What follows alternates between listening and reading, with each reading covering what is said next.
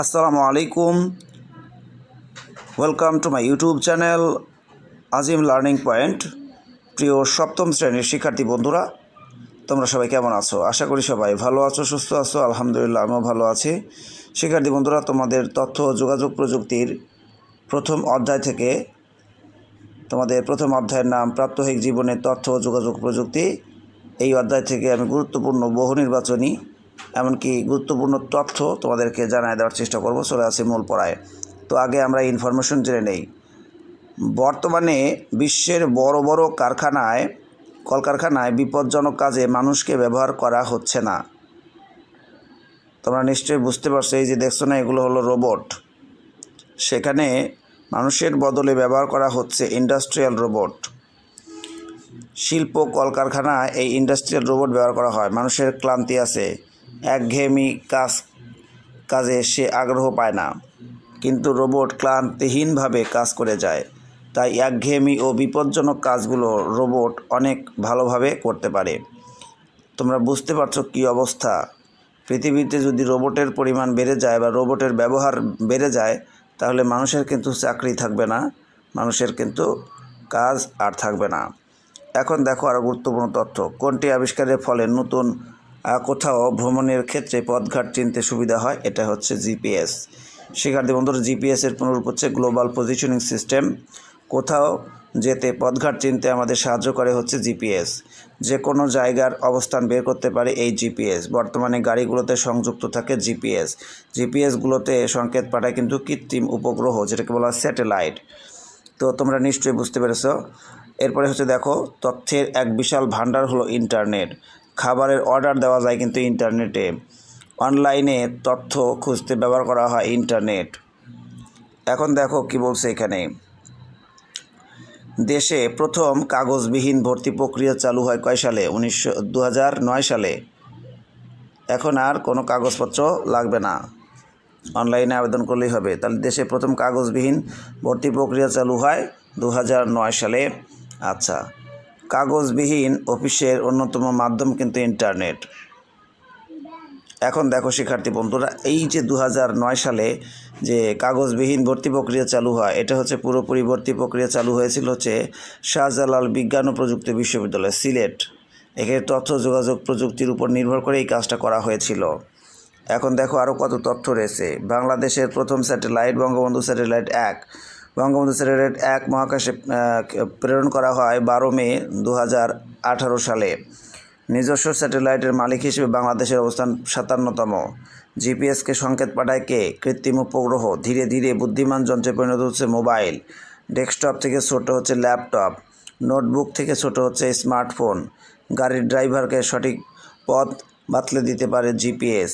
পরস্পরের সাথে যোগাযোগের সহজ মাধ্যম মোবাইল। তথ্য প্রযুক্তি ব্যবহারের প্রথম উদাহরণ হচ্ছে ব্যক্তিগত যোগাযোগ। বর্তমানে বিনোদনের চমৎকার মাধ্যম হয়ে দাঁড়িয়েছে আইসিটি। শিক্ষার্থী বন্ধুরা, দেখো আরও কত তথ্য পাওয়া যায়।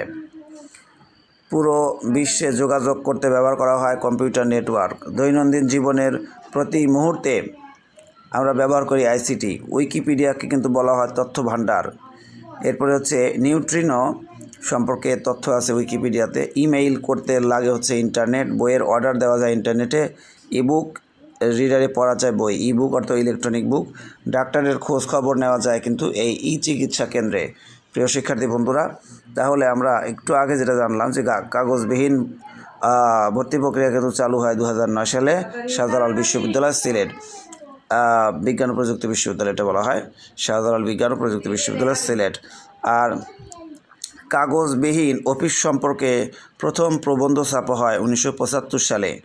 বাংলাদেশের প্রযুক্তিবিদদের অবদান হচ্ছে ইভিএম, ইলেকট্রনিক ভোটিং মেশিন।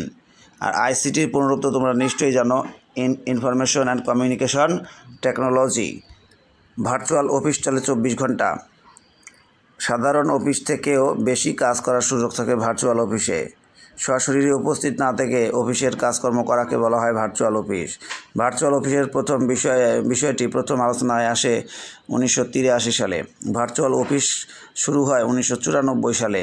কাগজবিহীন প্রতিষ্ঠান কল সেন্টার। 24 ঘন্টার সেবা পাওয়া যায় কল সেন্টারে। ইন্টারনেটে টাকা উপার্জন করতে প্রয়োজন প্রোগ্রামিংয়ে দক্ষতা। পাইলটবিহীন যুদ্ধবিমান ড্রোন। এরপরে দেখো আমাদের দেশের বিশ্ববিদ্যালয়ে তৈরি হচ্ছে ক্লাসরুম। বড় বড় শিল্প কলকারখানায় শ্রমিক হিসেবে কাজ করে রোবট। বিশাল বিশাল প্লেনকে নিয়ন্ত্রণ করে কম্পিউটার। বিপজ্জনক যান্ত্রিক কাজে ব্যবহার করা হয় ইন্ডাস্ট্রিয়াল রোবট। ক্লান্ত হয় না কিন্তু রোবটরা। শিক্ষার্থী বন্ধুরা দেখো, SMS এর পুনরূপ হচ্ছে short message service. Card, electronic card. Card পাঠানো যায় দুইভাবে। মুঠোফোনের খুদে বার্তাকে বলা হয় SMS। জনপ্রিয় ভিডিও শেয়ারিং ওয়েবসাইট বা সাইট হচ্ছে ইউটিউব। টুইটারে স্ট্যাটাসকে বলা হয় টুইট। ফেসবুক চালু হয় কিন্তু 2004 সালে, এটা তোমরা মনে রাখবে। ইউটিউব চালু হয় 2005 সালে, আর টুইটার চালু হয় 2006 সালে।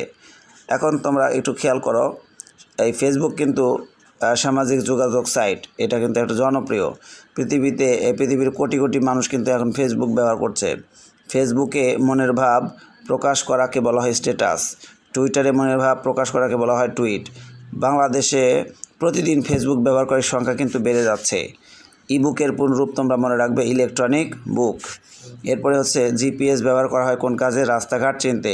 কোনটির নিজস্ব বুদ্ধিমত্তা নেই? শিক্ষার্থী বন্ধুরা তোমরা মনে রাখবে রোবটের বুদ্ধিমত্তা নেই নিজস্ব। যেটা ওকে দিক নির্দেশনা দেওয়া হয় সেটাই করে। বঙ্গবন্ধু স্যাটেলাইট সম্পর্কে আমরা জানি, বাংলাদেশের প্রথম জিও স্টেশনারি স্যাটেলাইট হচ্ছে বঙ্গবন্ধু স্যাটেলাইট 1। এই মহাকাশ যানটিকে 12 মে 2018 সালে যুক্তরাষ্ট্রের কেনেডি মহাকাশ কেন্দ্র থেকে উৎক্ষেপণ করা হয়। নিজস্ব স্যাটেলাইটের অধিকারী দেশগুলোর মধ্যে বাংলাদেশ পৃথিবীর 57তম দেশ। GPS এর পুনরুক্তি তোমরা নিশ্চয়ই জানো, গ্লোবাল পজিশনিং সিস্টেম। এটি পথঘাট চিনতে সাহায্য করে বা ব্যবহৃত হয়। আজকাল নতুন সব গাড়িতেই GPS লাগিয়ে দেওয়া হয়। কোথায় যেতে হবে সেটি কিন্তু GPS এ ঢুকিয়ে দিলে GPS গাড়ি সঠিকভাবে ড্রাইভারকে সঠিক পথ বাতলে দেয়। ইলেকট্রনিক ভোটিং মেশিন, EVM, যার পুনরূপ কিন্তু আমি বলছি ইলেকট্রনিক ভোটিং মেশিন। ডিজিটাল পদ্ধতিতে ভোট প্রদানের একটি যন্ত্র এটা। এই যন্ত্রের মাধ্যমে সরাসরি মেশিনের বোতাম চেপে ভোট দেওয়া যায়। নির্বাচন শেষে মুহূর্তের মধ্যে ফলাফল পাওয়া যায়। আমাদের দেশের প্রযুক্তিবিদদের তৈরি EVM দ্বারা ইতিমধ্যে দেশে ভোট গ্রহণ কার্যক্রম শুরু হয়ে গেছে। Virtual office. শিক্ষার্থী বন্ধুরা, কম্পিউটার নেটওয়ার্ক ব্যবহার করে যে সকল অফিসের কাজ যে কোনো স্থান থেকে করা যায় সেটাই কিন্তু ভার্চুয়াল অফিস, তাই না? সেই সকল অফিসকে ভার্চুয়াল অফিস বলে। ভার্চুয়াল অফিসের কাজ করতে সরাসরি অফিসে উপস্থিত হতে হয় না, আসতে হয় না। 1994 সালে প্রথম এ ধরনের একটা অফিসের কাজ শুরু হয়। এ ধরনের অফিসের কাজের কোনো একটা নির্দিষ্ট কর্মঘণ্টা থাকে না। ভার্চুয়াল অফিসের কাজকর্ম সাধারণত অফিসের থেকেও বেশি হতে পারে, যে কোনো জায়গা থেকে করা যায়।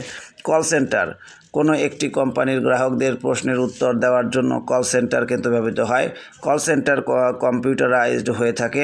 আগে থেকেই সেখানে নির্দিষ্ট কিছু কমন প্রশ্নের সেট করা থাকে। গ্রাহক সেই প্রশ্ন করা মাত্রই কম্পিউটার সেগুলোর উত্তর দিয়ে দেয়।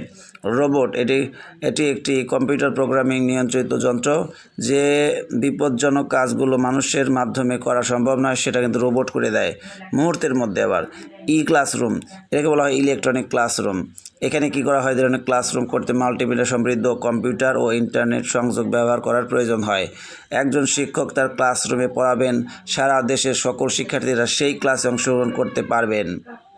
দেখছো, সামাজিক নেটওয়ার্ক, সোশ্যাল নেটওয়ার্ক, তথ্য সামাজিক যোগাযোগ প্রযুক্তি ব্যবহার করে একে অপরের সাথে যোগাযোগ করার জন্য বিভিন্ন ধরনের সামাজিক নেটওয়ার্ক রয়েছে। সামাজিক নেটওয়ার্ক নিজের ভালো লাগা, মন্দ লাগা, অনুষ্ঠানাদি, চাকরিতে প্রমোশন, নিজের ছবি ইত্যাদি শেয়ার করা যায়। বিভিন্ন ধরনের সামাজিক নেটওয়ার্ক রয়েছে: ফেসবুক, লিঙ্কডইন, টুইটার, জম্পা, মাইস্পেস। এগুলোর মধ্যে সবচেয়ে কিন্তু এই ফেসবুক জনপ্রিয়। বিশ্বের প্রায় কোটি কোটি মানুষ ফেসবুক ব্যবহার করতেছে। তো শিক্ষার্থী বন্ধুরা, তোমাদেরকে আরেকটু তথ্য দিয়ে দেই। 12 মে 2018 যুক্তরাষ্ট্রের কেনেডি মহাকাশ কেন্দ্র থেকে এই যে বঙ্গবন্ধু স্যাটেলাইট 1 উৎক্ষেপণ করা হয়। 57 এই যে নিজস্ব স্যাটেলাইটের অধিকারী দেশগুলোর মধ্যে বাংলাদেশ কিন্তু পৃথিবীর 57তম দেশ। 1975 সালে বিজনেস উইক নামের একটি ম্যাগাজিন প্রথম কাগজবিহীন অফিস সম্পর্কে ধারণা দেয়। তারপরে হচ্ছে 1983 সালে প্রথম ভার্চুয়াল অফিসের কাজ নিয়ে আলোচনা শুরু হয়। আর 94 সালে ভার্চুয়াল অফিসের কাজ শুরু হয়। 2009 সালে শাহজালাল বিজ্ঞান ও প্রযুক্তি বিশ্ববিদ্যালয় বাংলাদেশে প্রথম কাগজবিহীন ভর্তি প্রক্রিয়া ব্যবস্থা চালু করে।